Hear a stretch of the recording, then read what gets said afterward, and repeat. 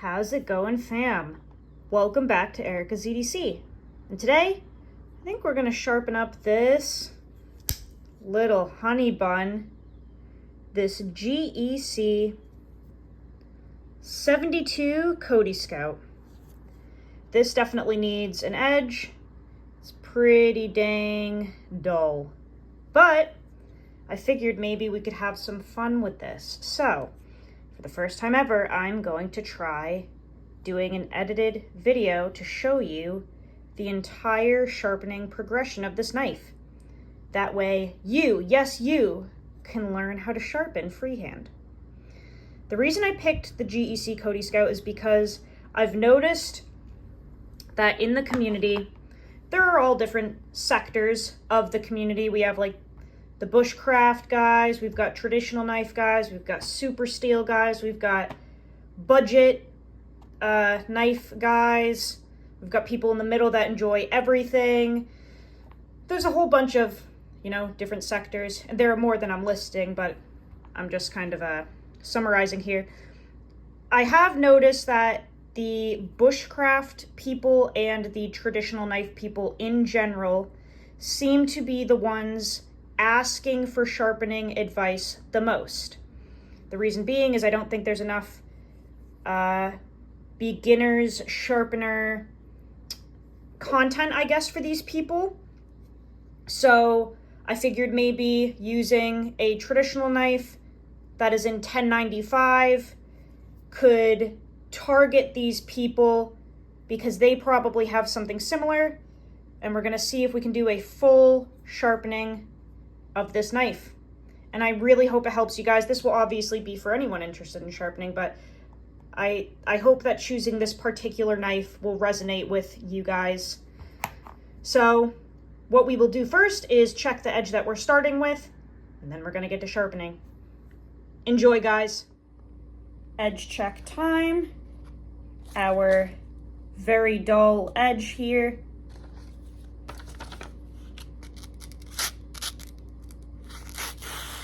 So it is cutting through. There we go. It's actually not the worst.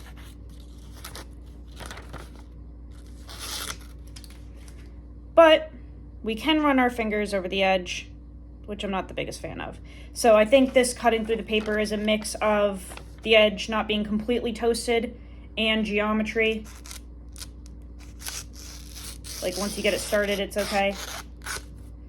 But not as crisp as we could have it, okay? We are going to follow the edge angle that it already has because I have sharpened this before, but this is the factory angle that it came with, so we'll probably just go with that. So the first thing we want to do, especially if we are a beginner here, is mark the edge. That way we can tell where we're hitting the stone with the edge, if we're skipping any parts.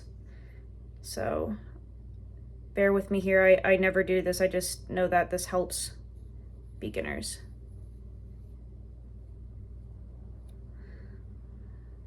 So I'm just going to mark this edge here. Basically just kind of cut into the Sharpie tip. Okay, so let's see if I can catch that. All right, our whole edge is covered in Sharpie. It was reflecting before because it had a little bit of a semi-polished edge. Now it's all covered in ink. Perfect.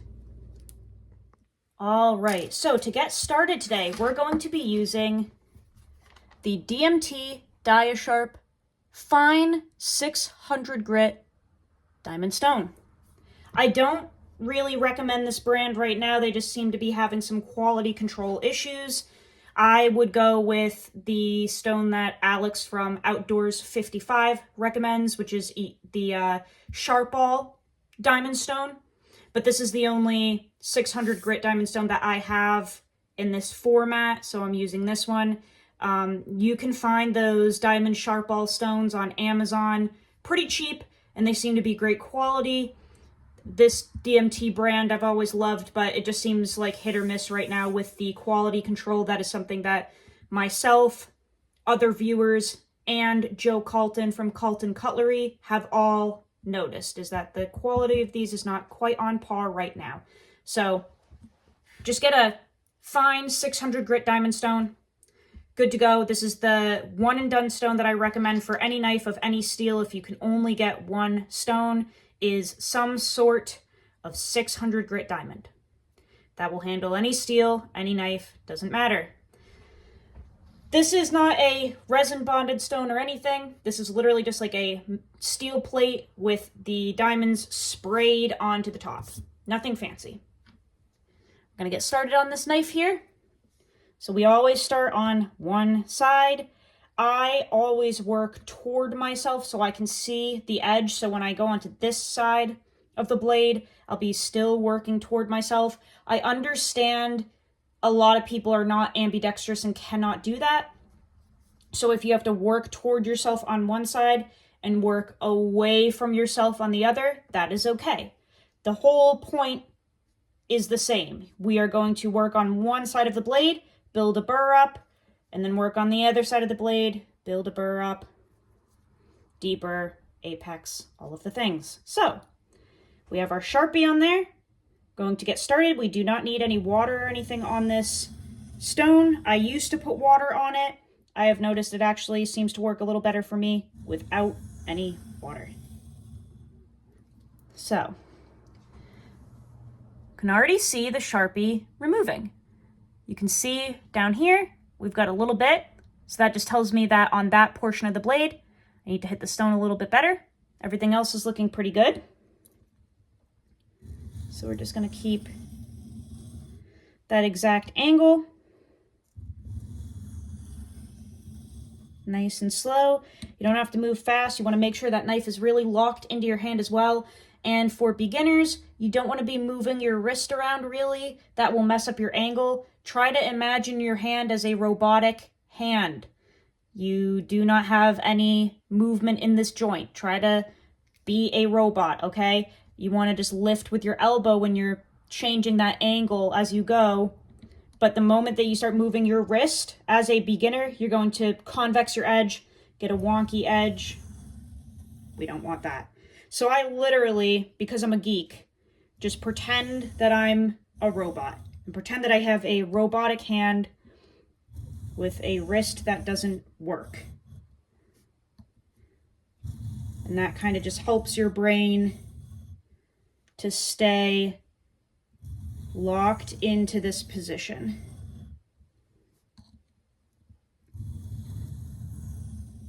So I'm lifting my elbow when I get to that tip instead of using my wrist. And if you see there, see how that Sharpie's all gone already? That's awesome. We're holding a perfect angle. Let's check for a burr. Not yet. No burr yet. That's okay. We'll keep working at it. The burr is going to feel prickly. It's not going to hurt when you touch it, but it's going to feel like little prickles of almost like steel wool, or like imagine a little tiny microscopic barbed wire fence. That's kind of what it feels like. And that's what we are looking for.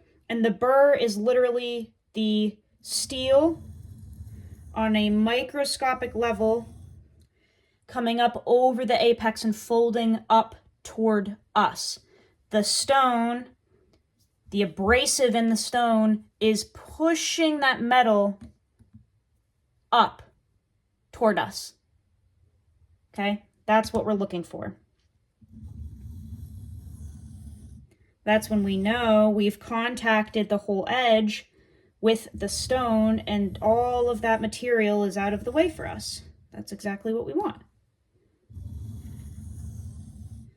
So when I get up to this belly here, I am lifting my elbow. So we're going straight, straight, straight, straight. As soon as we start to hit that belly, I'm lifting just my elbow to contact that portion. We're not moving our wrist, right? Because we don't want to convex that edge.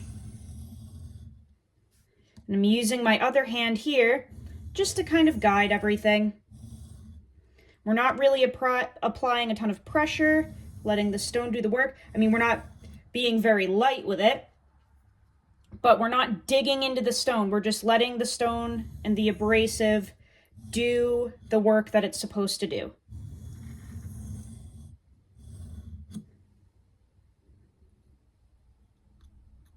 Definitely have a burr up here. It's a little less strong down this portion, so I just need to pay closer attention to that.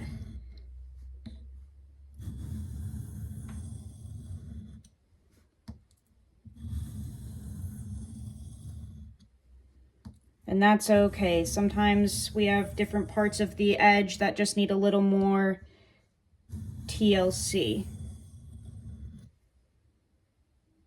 Ooh, we've got a pretty good burr all the way through now. We'll check our edge. Looks exactly the same in terms of the width of the bevel and all that stuff that we had before, which is perfect because that's what I wanted.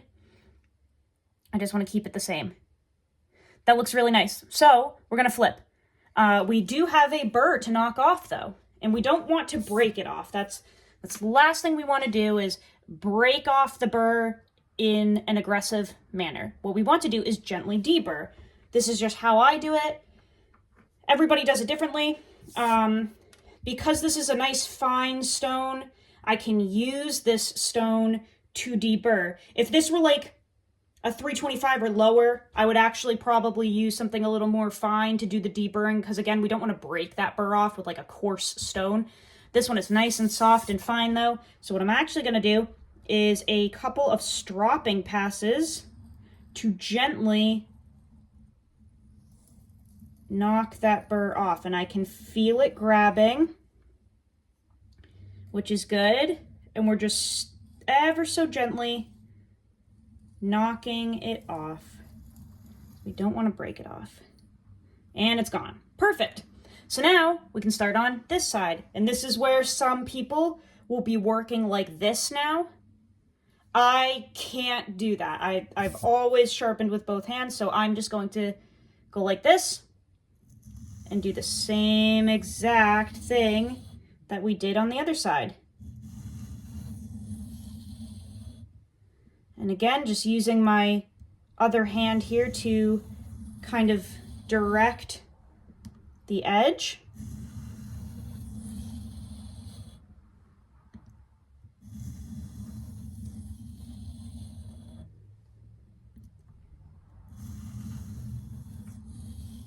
And you can also use, ooh, we've already got a burr building up.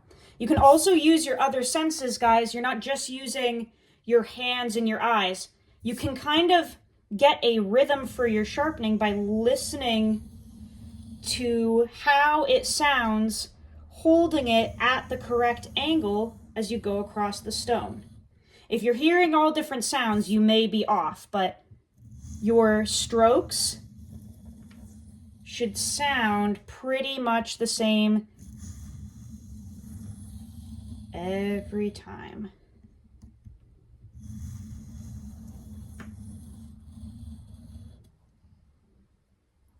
So we've got a nice burr up here.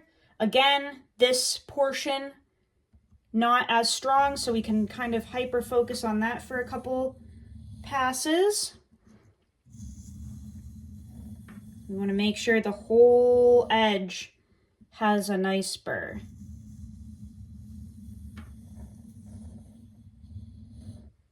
Now, once you get comfortable with this, you can move your knife back and forth instead of getting to the bottom and lifting up and coming back to the top. Once you get good and you're comfortable with holding an angle, you can go both directions if you want to speed this process up. There are a whole bunch of different techniques to sharpening. Everyone is going to say that theirs is the correct one or theirs is the best. Does it really matter at the end of the day? Meh, not really. The most important thing is that you build a burr and apex the knife correctly. What manner you go about that with is really whatever is comfortable for you. I've seen some pretty wacky ways of sharpening that have created incredibly amazing results. So there is no like one way to sharpen. It's whatever's comfortable for you. So I guess today I'm really just showing you what's comfortable for me. Ooh, we got a nice burr the whole way through. So same thing. Now we're going to deburr on this side, just like we did before. And this is where we're using just very, very light, not even pressure, basically just the weight of the knife. Very, very light trailing passes. Perfect, that burr is gone. Now well, I shouldn't say it's gone. That burr is reduced. And we want to completely eliminate it. Okay, so that's what we're gonna start doing now, is we're gonna do back and forth passes to completely eliminate that burr.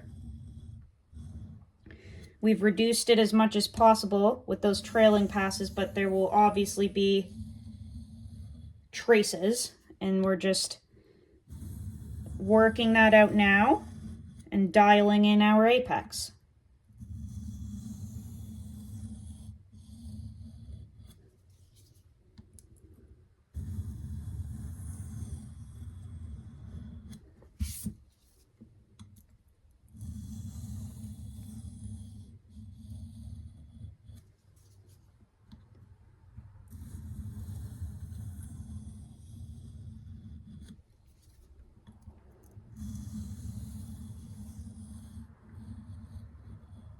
Okay, so we're going to feel both sides for any little spots that have residual burr or anything.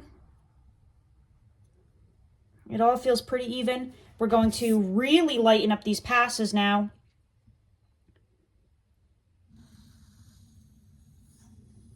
And just very gently do our finishing passes here.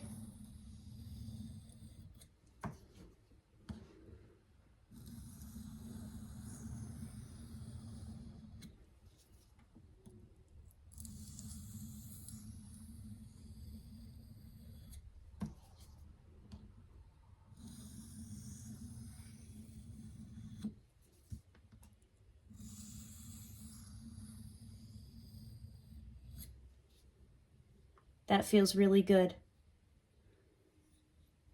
Feels great. Let's just look at the edge that we have. So off of a 600 grit, we definitely have some shine. It's not a mirror polish by any means, but we do have a little bit of a reflection there. And the edge does look even on both sides. That bevel looks nice and even in terms of being as close to symmetrical with the opposite side as possible. Nice and even there. We don't have any burr hanging on. So you could stop here. This will give you a really toothy, aggressive edge, which I will show you as soon as I stop this clip. We will check out what the 600 grit edge is. But for the sake of the video and refinement, after I show you what the 600 grit edge is, I will actually do probably a honing stone and then a strop. Just so that we can learn how to do all of the things if you want to take it further. But I will show you what type of edge we are left with off of just the straight 600. It will be, I can feel it. It's extremely toothy. It'll be very aggressive, bitey, grabby, all the good stuff. So if you want a working man's knife, you can absolutely stop here. And I will show you the results in a moment. Okay, so we have the same piece of magazine paper that we used at the beginning of the cut test. We have our 600 grit DMT edge. Let's see how it fares. Very nice. So, as I stated before, we've got a little bit of a toothy, aggressive bite. This works great for people in blue collar fields or anyone that just wants a nice aggressive edge. that 600 grit stone will leave you with a nice toothy bite.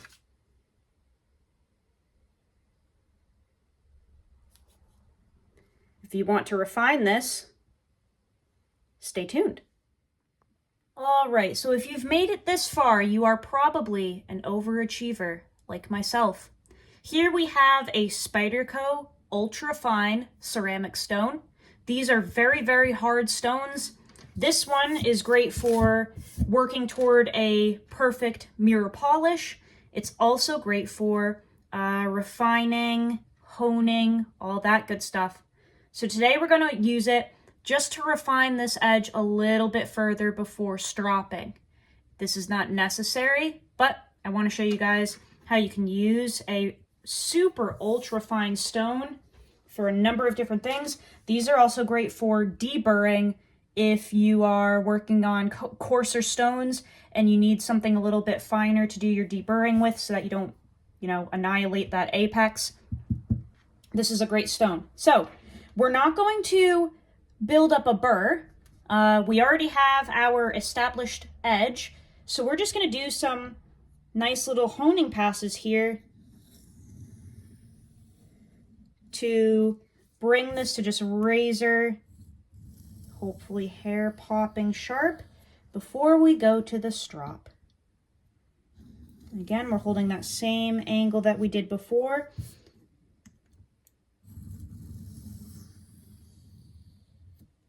And you can kind of see it is going to remove material, but not too much of it. You can probably see those little trails of metal. It is going to remove, but again, not a lot.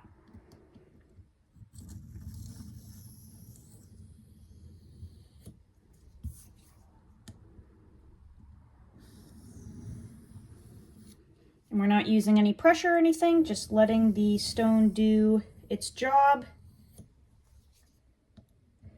Following that same exact angle from the 600 grit stone.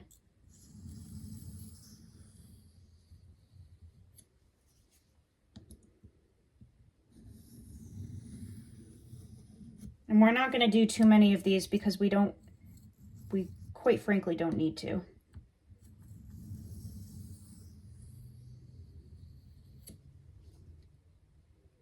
Ooh, that feels next level. So we're getting pretty dang reflective with these. Let's check our edge off of the Spyderco Ultra Fine.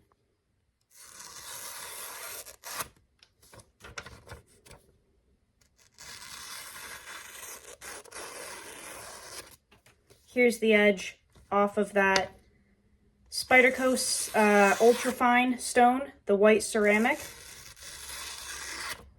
You can see we've got a really nice edge.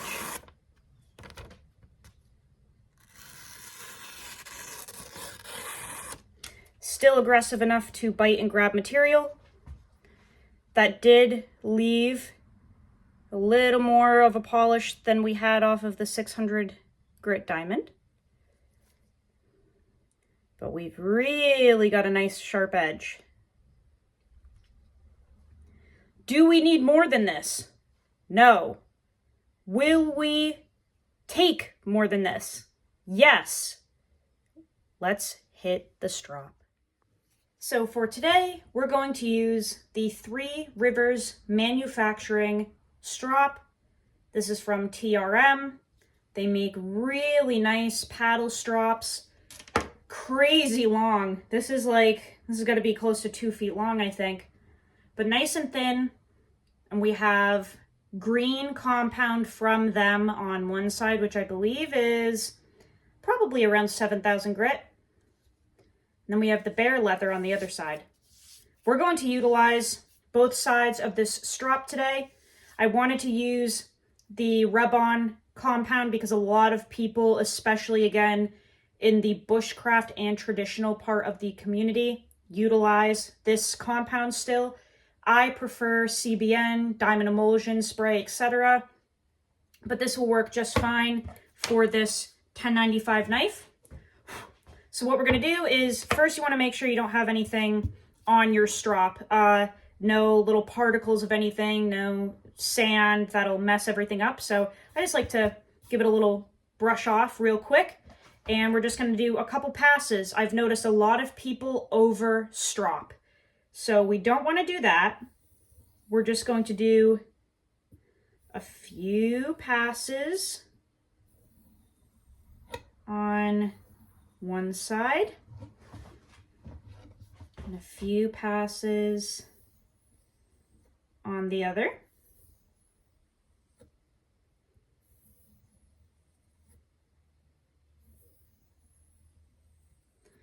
Some people like to do trailing passes only for stropping, so some people really like to do this type deal for their whole stropping experience.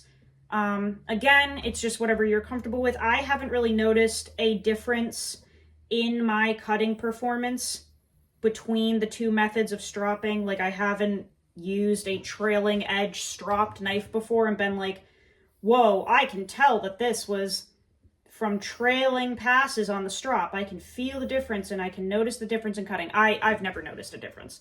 So this seems to work just fine for me.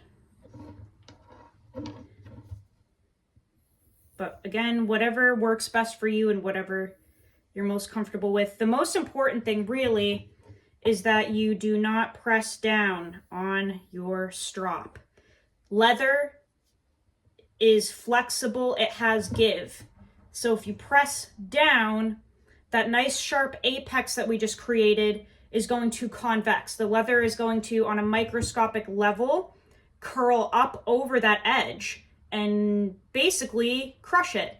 So we don't want to use pressure on the strop. You're just letting the compound do the work, and we're just very lightly, with the weight of the knife, polishing that edge up. Now I know this back and forth hand thing drives you guys nuts. I'm so sorry. It's just how I work. You don't have to do this. This is just so that I can see my edge the entire time I'm working with it. It'd be nice if I didn't hit the counter with a knife. You can absolutely do this. If that's faster for you or more comfortable or whatever, doesn't look as cuckoo crazy, I get it. So you can absolutely do that. Doesn't matter which hand. Again, you can go back and forth. As long as you are not putting pressure and you're just very lightly letting that edge dance along the surface of that strop. That's all you're doing, is very gently. That was more than enough, but I hope that you guys get the gist of it. Let's flip over. We'll do just a few passes on this bare leather here. Again, just removing anything that stuck to it from me placing it on the counter. And we'll just very lightly do a couple of passes. And this should give us a pretty refined edge.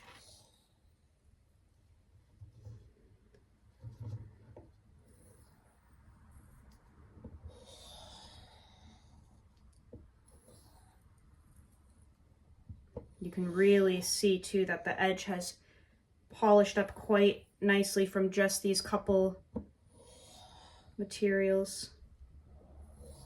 But see, just kind of getting the flow of it. And that should be good.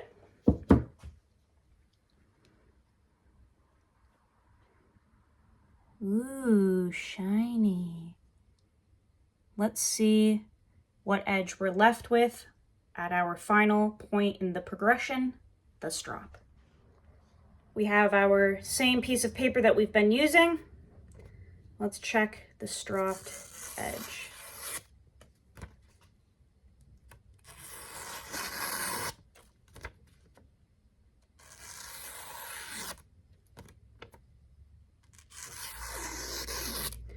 I would say that's pretty dang sharp, guys.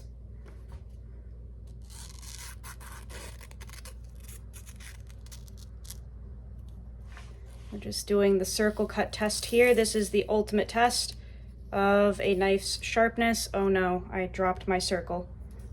But hopefully you can see we did cut a circle out of the paper. You can't really do that unless you have a super sharp knife. But if you finish and you can cut a circle out of paper like that,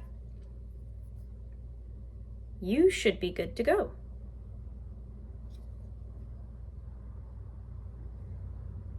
Let's check in. Let's summarize here. So, this is the edge that we are left with after the 600 grit diamond stone, the ultra fine Spyderco ceramic honing stone, and the TRM strop loaded with green compound, which is about 7,000 grit, and the bare leather on that strop. So you can see we weren't aiming for a mirror polish. We do have a little bit of reflection in there, but the most important thing is that we have a nice even bevel. It's sharp, and we have no residual burr left. That wasn't too bad, right guys? Pretty simple. I definitely suggest practicing on cheaper knives. This is a pretty pricey one to be playing around with, but again, I wanted to use something that some of you may have, and I also wanted it to be in 1095 because that is what a lot of bushcraft knives and traditional knives are in. But that's how you do it. Practice makes perfect. Not too tricky at all. Just practice holding your angle. Practice keeping those bevels even. That's kind of the most important part. Take it slow. You will make mistakes, but that's all part of the process, so don't beat yourself up. But that's how you can get your knife nice and sharp using just a couple simple supplies. I really hope that you guys enjoyed that. Let me know if you have questions, comments, concerns, and or mother's numbers down below. I hope that this whole video works out. I've never really put a bunch of clips together before. So we'll see how it goes. But if it was messy, if it was silly, I apologize. We'll see how the whole thing goes. But I'll see you guys on the next video. Go use your shit. Learn how to sharpen your knives. I'll see you guys so soon. I love you so much. Take care.